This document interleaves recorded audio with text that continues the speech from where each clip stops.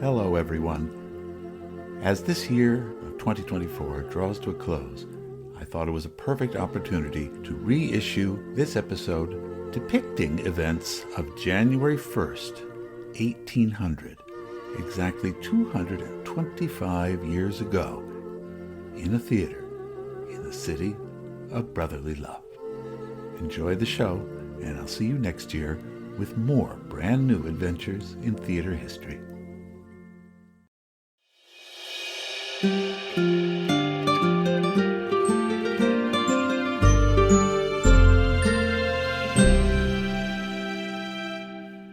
Hello. Welcome back to Adventures in Theater History, Philadelphia.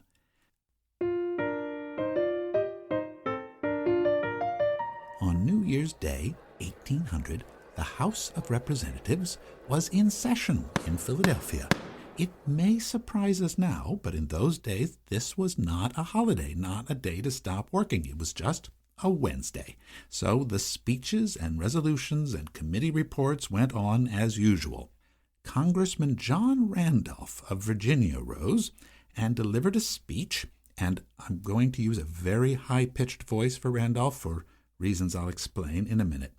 He attacked the current state of the American Army, whose soldiers he described as being nothing but mercenaries and ragamuffins, which caused quite a stir amongst his listeners, as he intended.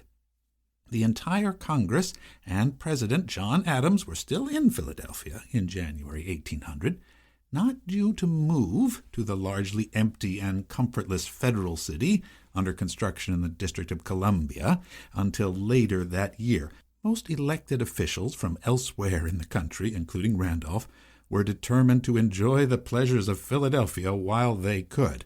So, upon adjournment, many of them made their way from Congress Hall to the theater, just a few steps away, for an evening's entertainment. 1,000 or so other Philadelphians joined them, though the wealthier patrons had already sent their servants ahead to hold the best places for them, since seats were not reserved. Among the crowd was a journalist and man about town named Joseph Denny.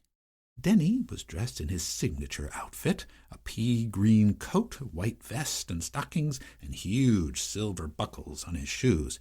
He was turning over in his mind a plan he had to start a new journal called The Portfolio, and to become one of those new breed of American writers, a theater critic. He also strode along Chestnut Street, presented his ticket, and made his way inside the theater to find his seat. So, what was on offer that evening to delight and transport Philadelphia audiences? The advertisement printed in the Federal Gazette would have prepared them. New theater.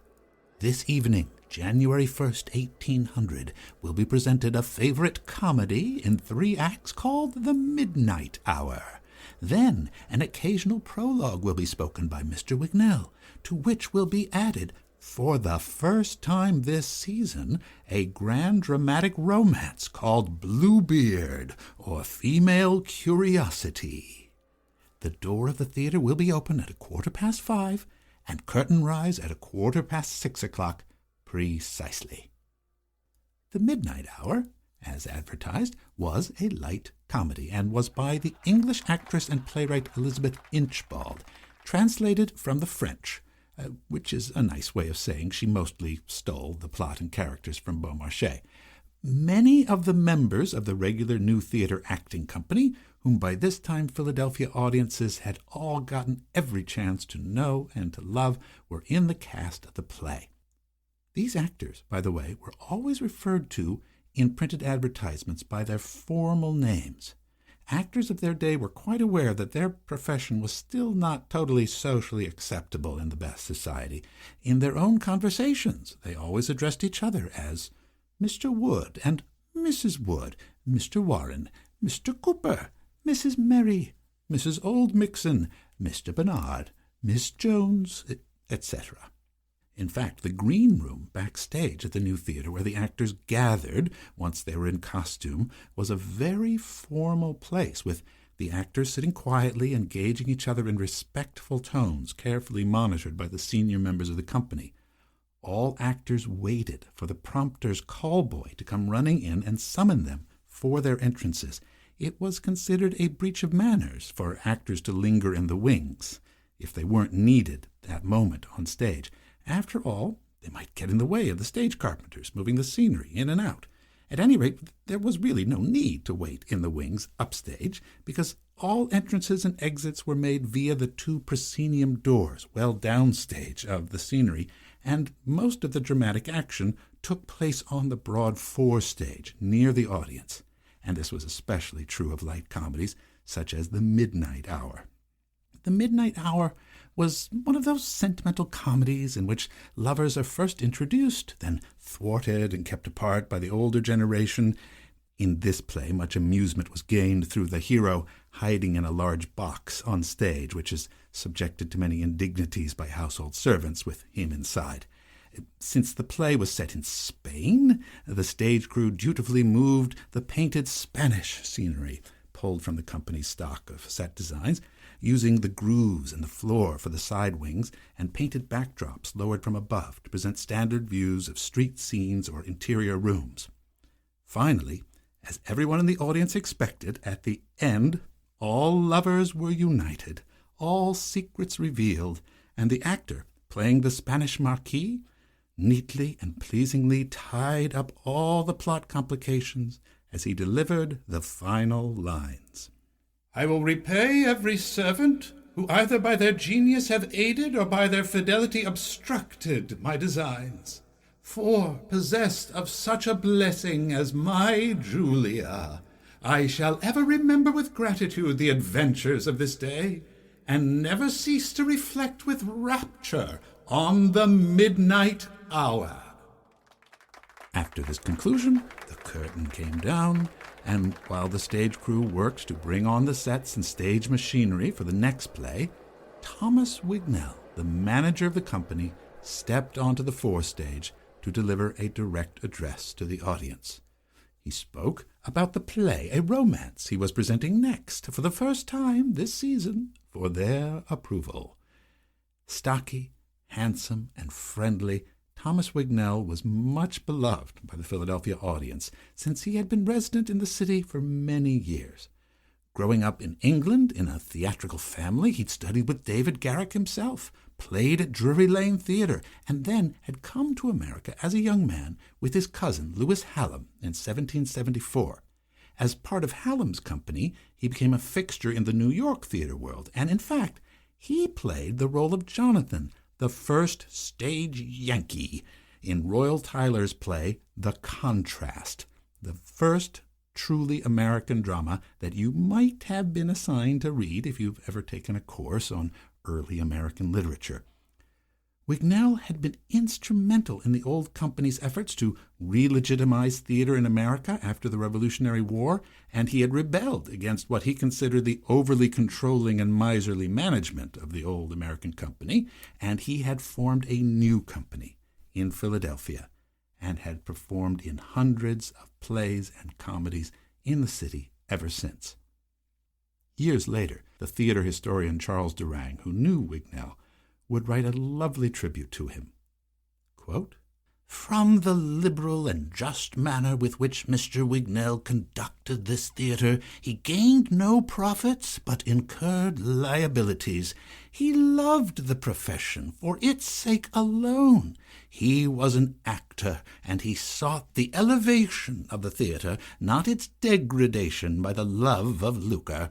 He did not look on the Temple of the Muses as a mere broker's shop." Close quotes. Though he may not have been overly interested in money for himself, from the very beginning, Wignell had founded his company on the idea that it was going to be a very classy place, only the best for the new theater. A number of Philadelphia's wealthiest families had all invested significant sums of money with Wignell. 100 shares were sold at $300 each, and each subscriber, as they were called, got permanent passes to every show the company performed. They owned the house, as it were. With this subscriber money, Wignell had then gone back to England and gotten architectural drawings for his elegant new structure he wanted to build, which seems to have been rather based on the Covent Garden Theatre in London, not the Royal Theatre in Bath, as I said in an earlier episode. Now, I made that mistake honestly, because that's a fact commonly repeated, and you'll see it printed everywhere, including Wikipedia and such other easily accessible sources. But it's not evidently, true. That's just one of the many things I'm trying to do here. Do the deep digging and make a better historical record for everyone to share. Okay, back to Wignell. On his annual trips to England, Wignell also collected scripts, music, scenery, props, and most importantly, actors. An entire company of English performers, and very promising ones. There was a wealth of theatrical talent in the British Isles that were frustrated by the limited opportunities of the theatrical world there, and they were willing to try their luck and start their careers in the theatrical world of Philadelphia. For all this labor, Wignell was justly termed the Atlas of American Theater. It rested on his shoulders, you see. And you can see, by the way, a magnificent portrait of Wignell with that very title, painted in 1792 by the artist John Russell. It's on the blog for this episode on our website, aithpodcast.com. The link, as always, is in the show notes.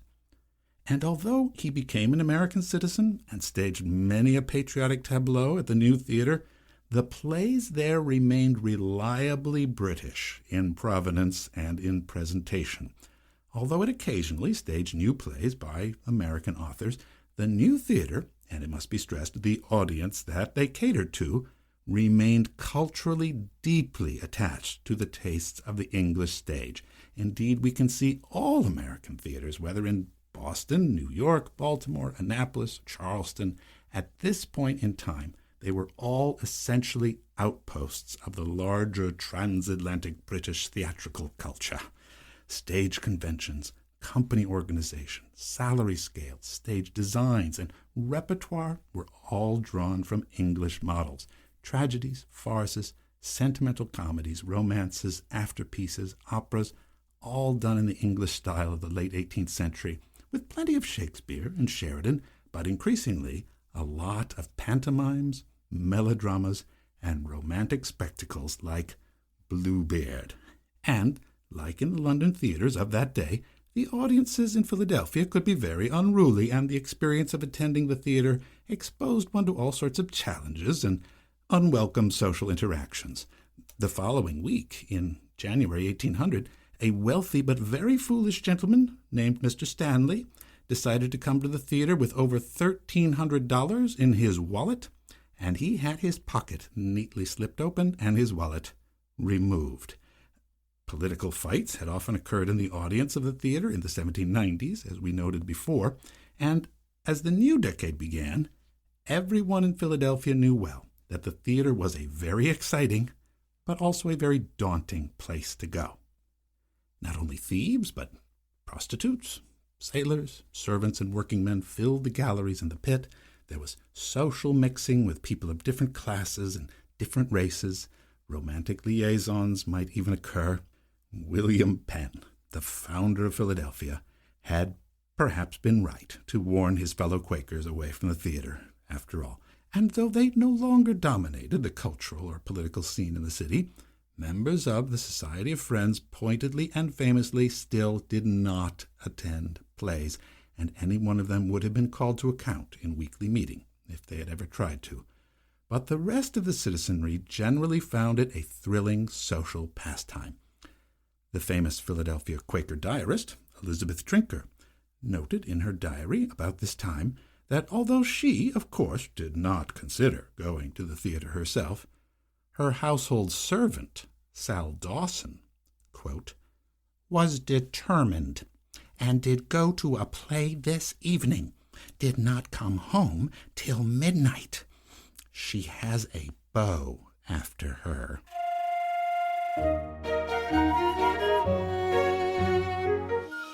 We now go back to Wignell in the theater again on the 1st of January, 1800, as he turns his gaze from the wealthier members of the audience, sitting arrayed in the box seats ringing the house, and he issued one of his regular imprecations to the male audience members sitting on the benches directly in front of him in the pit, to please avoid partaking of the new fashion of smoking cigars during the performance. Apparently, the gentlemen of Philadelphia paid little attention to him, as repeated pleas to stop smoking can be found in articles and ads for years thereafter. But Wignell was entirely justified in his nervousness about lit cigars. The Federal Street Theater in Boston had burned down in 1798, and you may remember from episode 6 of our podcast that just a few weeks before this had been the disastrous fire that had destroyed John Bill Ricketts' Circus and Art Pantheon. The new theater had only been saved from being caught up itself in the conflagration by the direction of the wind. So fire was a real and ever-present danger in the theater of the day. Put out your cigars carefully, please, gentlemen. And as you may also remember, the other news that had recently arrived in Philadelphia was the death of the former president, George Washington, at his home in Virginia. On December the 23rd, the new theater had been draped in black, which must have been all the more bleak-looking as the theater faced the field of ruins and ashes where the circus had just stood. The management scheduled a special performance of Washington's favorite tragedy, entitled The Roman Father. A monody, or a solemn poem of mourning, was read from the stage in tribute to him, and then, while a small chorus of actors sang a solemn tune, the audience, who were themselves all dressed in mourning clothes for the occasion, watched as a large painted stage curtain was revealed, illuminated from behind. In the middle of the image was a pyramidal tomb with a portrait of the late hero. On top of the image was an eagle weeping tears of blood. Now, that may seem like an odd and strange night at the theater, so close to Christmas as it was, but we have to remember that this was rather like us today, turning on the television or our computers to see the memorial service of a great public figure. The theater was really the only public institution where all Philadelphians from all walks of life could gather in a time of civic mourning and participate in such a ceremony of general remembrance. As Wignell had announced, the next play on the bill, New Year's Day, was Bluebeard, or Female Curiosity. This was a romantic dramatization of the famous medieval French fable about the nobleman who leaves his new wife alone in the castle, making sure that she promises not to look in any of the locked rooms, which of course she does, hence the subtitle, Female Curiosity, and to her horror, she finds in these rooms the bodies of her husband's former wives. By the 18th century, dramatic versions of this story were typically set not in France, but in a Turkish harem, in order to give an occasion for exotic scenery and oriental costumes. Coleman's play had only 2 years before been a successful sensation on the London stage, running for 150 performances at Drury Lane. For this Philadelphia production, Wignell had paid a good sum of money for the rights to the play, and then had pulled out all the stops to produce it with fantastic romantic scenic elements of Anatolian woods and secret chambers filled with skeletons, a scimitar-waving villain, and a full band of marching Turkish soldiers on stage.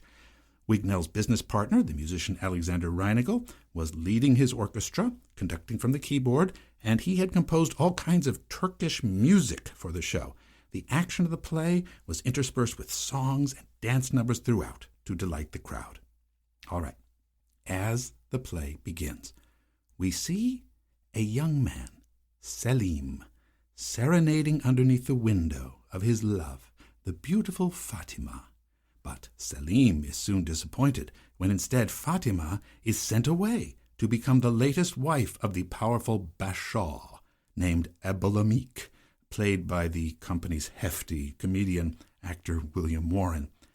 Abdulhamid has a room full of the bodies and skeletons of his former wives moldering away, but not wanting yet to add his new wife to the pile, he orders his servant, Shakabak, to keep her away from this room at all costs.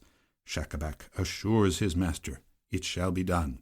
Quote, "The inhabitants of inner apartments might terrify a man of tender nerves, but what are they to me? Only a few flying phantoms, sheeted spectres, skipping skeletons, and grinning ghosts at their gambols. And as to those who had once been the honor to be your wives, they are harmless enough now. Ha ha!" Rather a thrilling and grisly scene, I must say, although reading over the text of the play myself a couple of centuries later and a world away, I must say it's all the anti-Muslim rhetoric and casual racism of Coleman's script that rather horrifies me. However, that was apparently not the issue that bothered the critics of the day, not at all. Oliver Oldstyle, the nom de plume of the dapper Joseph Denny, whom we met earlier, writing later in his new magazine, The Portfolio, had aesthetic rather than moral objections about the production. He was particularly pointed in his poor estimation of the performance of the comedian John Bernard, who was playing the role of Schacabac. Oldstyle wrote of Bernard's tendency to go off script and to ad-lib witticisms and improvise stage business. Quote, "In Bluebeard, although we wish not to set down aught in malice, we are compelled to find fault with Mr. Bernard.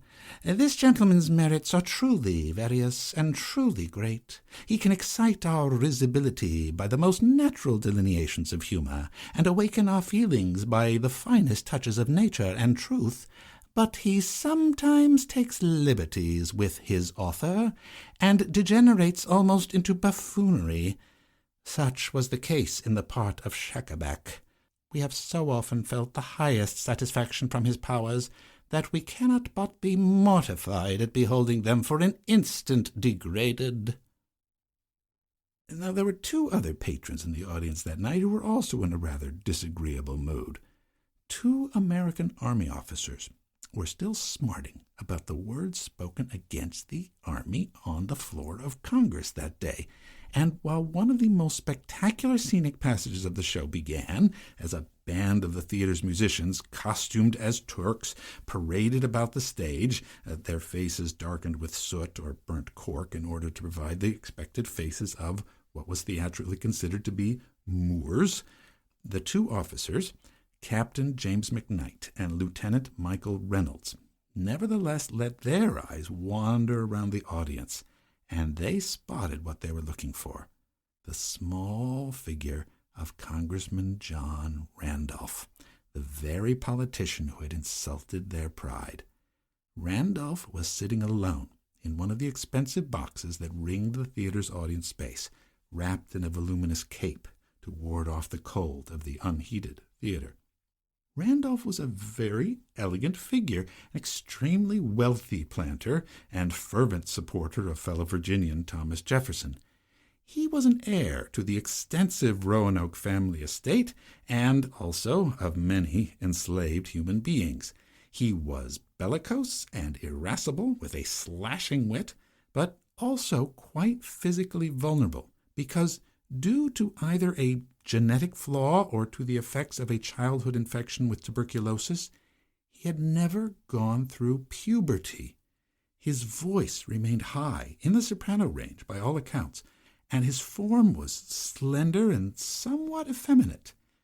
Non-binary, as we might say nowadays, although that is not a term he would have either recognized or welcomed.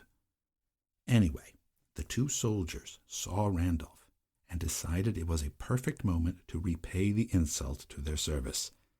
They slid into his box, and McKnight, watching the dark-faced Turkish band of soldiers on the stage, said to his companion, "Hey, those are well-looking mercenaries." Randolph pointedly ignored him. Reynolds, eyeing him narrowly, asked Randolph, "What do you think of these ragamuffins? These ragamuffins are not Pennsylvania ragamuffins. They are black Virginia ragamuffins." Randolph glared at them angrily, and then McKnight, who was a very large man, roughly attempted to sit down alongside him, and the tiny Virginian was a little bruised as McKnight was not all that careful with either his elbows or his feet.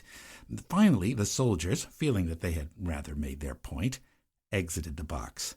McKnight pulled at Randolph's cape as they left, and Randolph angrily snatched it back, hissing through clenched teeth that the man was a puppy. He considered challenging his antagonist to a duel, but then decided that the ragamuffin wasn't enough of a gentleman to merit an appeal to pistols.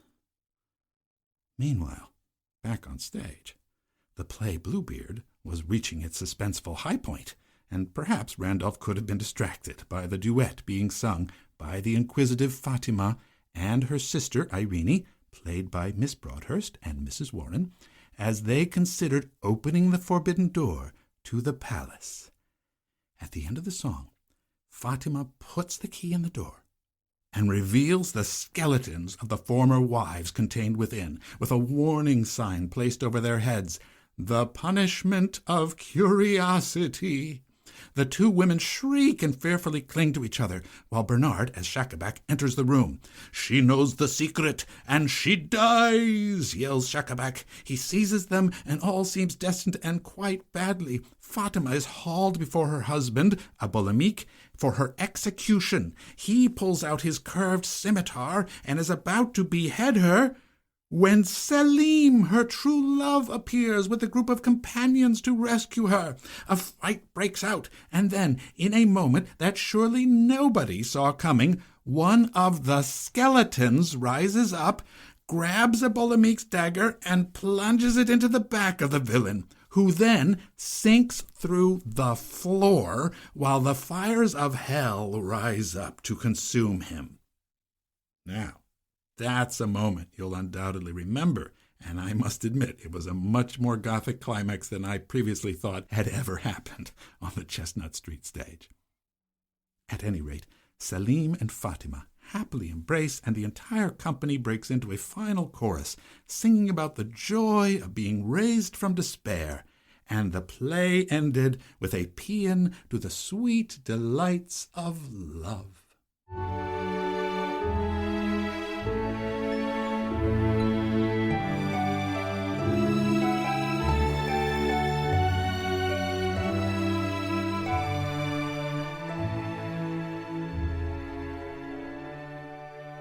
The curtain fell, and as Alexander Reinickel's orchestra played a final reprise of the chorus, the Philadelphia audience went off into the chilly January night. Congressman John Randolph went back to his solitary lodgings to soothe his injuries and to write an indignant letter to President Adams demanding a full investigation. The critic Joseph Denny went back home to sharpen his pen. Captain McKnight and Lieutenant Reynolds went back to their barracks. But Sal Dawson, if she was there, well, she likely slipped away to meet her beau, waiting for her beneath the trees in the open park to the south of Congress Hall, and off they went, no doubt, to reflect with rapture on the midnight hour. Among theater historians, the New Theater, or the first Chestnut Street Theater, is regarded as the Philadelphia theater institution that matters above all the others ever to this day. You can see it in every theater history textbook that this theater company was the leading center for fine drama in the United States. There are oodles of academic papers and monographs and dissertations devoted to what went on in this theater, to what it looked like, to who was in the audience and who were all the actors and the playwrights and the scenic artists, the musicians and the dancers who created drama and spectacles to be performed there. And yet, nowadays, in Philadelphia itself, I can personally attest that there is almost no local memory at all of the New Theater on Chestnut Street. Where it once stood, there's no historical marker. And if I mentioned this to almost any current local actor, stagehand, playwright, or producer working in Philadelphia today, I guarantee I'd be met mostly with puzzled looks. A lot of it is just the loss of the physical building. The original one burned down in 1820, and it was rebuilt, but much of the historical record was lost in the fire. You can only wave your hand at a place on 6th and Chestnut where other structures now stand and say, it used to be about there.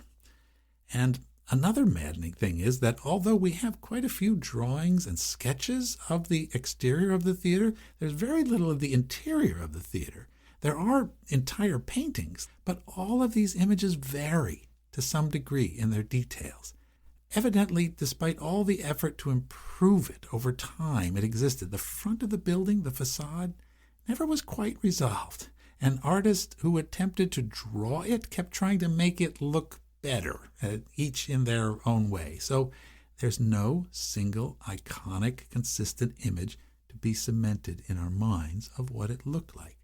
And another thing is the repertoire the company performed there. Almost none of the plays or operas or popular songs of that era remains in the standard repertoire. They are almost all either terribly dated or, like Coleman's Bluebeard, are unperformable as written. The style of performance and acting has changed drastically too. No current theater organization really tries to recreate an evening at the Chestnut, as I have attempted to do today. There's just too much explaining to be done. The last thing is that the new theater's institutional centrality as a social meeting place for Philadelphia's elite was largely replaced when the booming city expanded at a colossal pace in the mid-19th century. And as wealthy families of the city grew even more wealthy and numerous, they desired an even larger and much more ornate theater to meet each other in. Another subscription was taken up in the 1850s, and this one was used with the express purpose of creating an even better home for theater, grand opera, ballet, concerts, and plays. The second Chestnut Street Theater, or Old Drury, as it was called by then, was abandoned and torn down as an outmoded relic of a former era. A palatial new theater was constructed and completed 10 blocks to the west in 1857. So I guess if we want to find the enduring legacy of the theater that once stood on 6th and Chestnut Street, we really have to look to the corner of Broad and Locust, where the Academy of Music still stands today, and thank goodness for that. It's a wonderful place to go for a show on New Year's Day in Philadelphia. I'm Peter Schmitz, and the sound and music you hear is by Christopher Mark Colucci. Thanks for coming along on another adventure in theater history, Philadelphia.